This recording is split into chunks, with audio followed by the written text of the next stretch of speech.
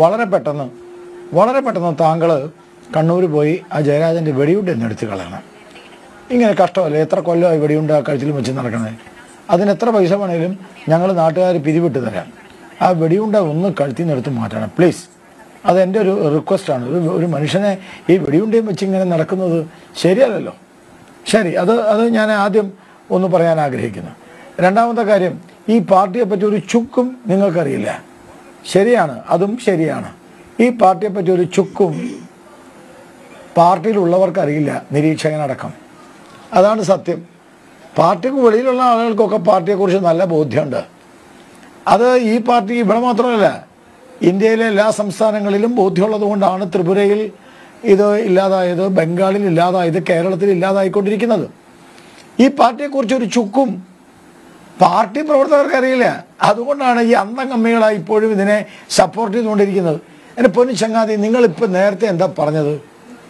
ഈ പാർട്ടിയിൽ ഈ പറഞ്ഞ മാതിരി ഒന്നും നടക്കില്ല. ഞാൻ ചോദിക്കട്ടെ, ഇവിടെ ചർച്ചയുണ്ട്, ന്യൂനപക്ഷ ചർച്ച, ഭൂരിപക്ഷ ചർച്ച ഞങ്ങൾ സ്വീകരിക്കും. പിന്നെ നിങ്ങൾ എം പി രാഘവനെ പുറത്താക്കിയേ? പിന്നെന്തിനാ നിങ്ങൾ ബക്കറ്റിലെ തിര എന്ന് ഉപമിച്ചുകൊണ്ട്, കത്തുന്ന വിളക്കിലെ വണ്ട് എന്ന് ഉപമിച്ചുകൊണ്ട് VS അച്യുതാനന്ദനെ മൂലക്കിരുത്തിയത്? പിന്നെ നിങ്ങൾ എന്തിനാ കേരളത്തിലെ അച്യുതാനന്ദൻ്റെ അനുയായികളെ മുഴുവൻ വെട്ടി നിരത്തിയത്? പിന്നെ നിങ്ങൾ എന്തിനാ മലപ്പുറം സമ്മേളനത്തിൽ വെച്ച് നിങ്ങൾ മൊബൈൽ ഫോണുകളെല്ലാം മാറ്റിവെപ്പിക്കാൻ നിർബന്ധിതനായത്?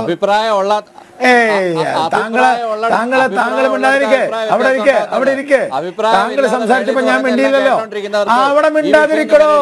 ഒന്നും മിണ്ടാതിരിക്കും മിസ്റ്റർ. സംസാരിക്കുന്നതിനിടയിൽ സംസാരിക്കല്ലേ? നിങ്ങളെ ഈ അവസാന സമയത്ത് വന്നിട്ട് വർത്താനം പറയരുത്. നിങ്ങൾ സംസാരിച്ചപ്പോ കേട്ടിരുന്ന ആളാണ് ഞാൻ. അതാണ് ഒരു മാന്യത. ചർച്ചയുടെ മാന്യത എന്ന് പറയുന്നത് അതാണ്. ചർച്ചയിൽ പങ്കെടുക്കുന്നവര് കൊല്ലം കുറയും ഞങ്ങളൊക്കെ എല്ലാം കേൾക്കും. ഷുക്കൂർ മിണ്ടുന്നില്ലല്ലോ. നിങ്ങളെന്തിനാ കിടന്ന് ബഹളം വെക്കുന്നത്? നിങ്ങൾ പറഞ്ഞതിന് മറുപടിയാണ് ഞാൻ പറഞ്ഞുകൊണ്ടിരിക്കുന്നത്.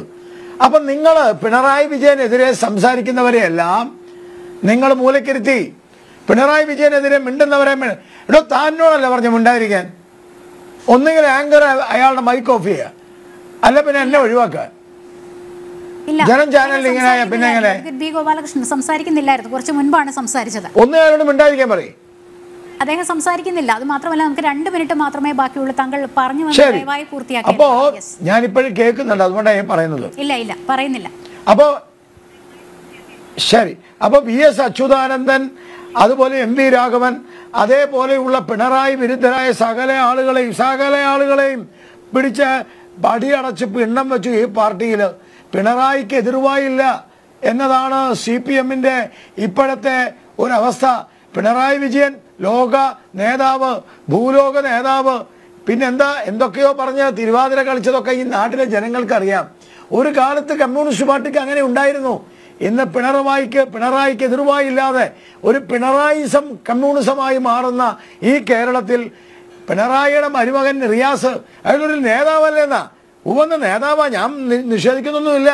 അയാളെ പിടിച്ച് മന്ത്രിയാക്കിയതും അയാൾ കഴിഞ്ഞ പ്രാവശ്യത്തെ പത്രസമ്മേളനത്തിൽ മറ്റു മന്ത്രിമാരൊന്നും പിണറായി വിജയനെ പ്രതിരോധിക്കുന്നില്ല എന്ന് പ്രഖ്യാപിച്ചതുമെല്ലാം എല്ലാവർക്കും അറിയാം. ഈ റിയാസ് വഴി പോപ്പുലർ ഫ്രണ്ടുമായി സഖ്യമുണ്ടാക്കി. ആ സഖ്യത്തിലൂടെ പിണറായി ഈ റിയാസിനെ മുഖ്യമന്ത്രിയാക്കാൻ നടത്തുന്ന തട്ടിപ്പും വെട്ടിപ്പും അഡ്ജസ്റ്റ്മെന്റും ഈ പാർട്ടിയിലെ നാട്ടുകാർക്കൊക്കെ അറിയാം, നിങ്ങളെ പോലത്തെ ആളുകൾക്ക് അറിയില്ല. അതുകൊണ്ട് ഈ പാർട്ടിയെ പറ്റി ഒരു ചുക്കും അറിയില്ല എന്ന് പറയുന്നത് നിങ്ങൾക്കൊരു ചുക്കും അറിയില്ല, നാട്ടിലെ ജനങ്ങൾക്കറിയാം. അതുകൊണ്ട് എൻ്റെ പൊന്നു സുഹൃത്തെ, ഞാൻ വളരെ കൃത്യമായി പറയാൻ ആഗ്രഹിക്കുന്ന ഒരു കാര്യമുണ്ട്. ഉപ്പ് വെച്ച കലം പോലെ തകർന്നുകൊണ്ടിരിക്കുന്ന ഈ പാർട്ടിയിൽ അതേ കാലം ആയുസില്ല. അപ്പോഴാണ് ഷുക്കൂർ പറയുന്നത് BJP ഇങ്ങനെ വാഷിംഗ് മെഷീൻ ഉപയോഗിച്ചുകൊണ്ടിരിക്കുക. എൻ്റെ പൊന്നു ചങ്ങാതി, വാഷിംഗ് മെഷീനിലേക്ക് നിങ്ങളെന്തിനാ ഇരച്ച് കയറുന്നത്? നിങ്ങളുടെ രാഹുൽ ഗാന്ധി അടക്കം ഈ കണക്കിന് വാഷിംഗ് മെഷീനിൽ കയറുന്ന അവസ്ഥയാണ്. നിങ്ങൾ പറഞ്ഞല്ലോ, കേസുള്ളവരൊക്കെ വാഷിംഗ് മെഷീനിലേക്ക് കയറുക, മോദിയുടെ വാഷിംഗ് മെഷീനിലേക്ക് കയറുക. കേസുള്ളവരൊക്കെ മോദിയുടെ വാഷിംഗ് മെഷീനിൽ കയറണമെങ്കിൽ രാഹുൽ ഗാന്ധി, സോണിയാഗാന്ധി മോദിയുടെ വാഷിംഗ് മെഷീനിലേക്ക് കയറേണ്ടി വരും. അപ്പോൾ വാഷിംഗ് മെഷീനിലേക്ക് കയറുന്നത് അതുകൊണ്ടല്ല, കപ്പല് തകരുന്നു, മുങ്ങുന്ന കപ്പലാണ് കോൺഗ്രസ്. ഉപ്പ് വെച്ച കലം പോലെ തകരുന്ന പാർട്ടിയാണ് CPM. ഇതൊക്കെ മനസ്സിലായപ്പോൾ അല്പം വിവരവും വിദ്യാഭ്യാസവും തലയിൽ ഓളവുമുള്ള ആളുകൾ ഇതൊക്കെ ഉപേക്ഷിച്ച് BJP-യിലേക്ക് വരും. ഞങ്ങൾ വാതിൽ തുറന്നിട്ടിരിക്കുകയാണ്.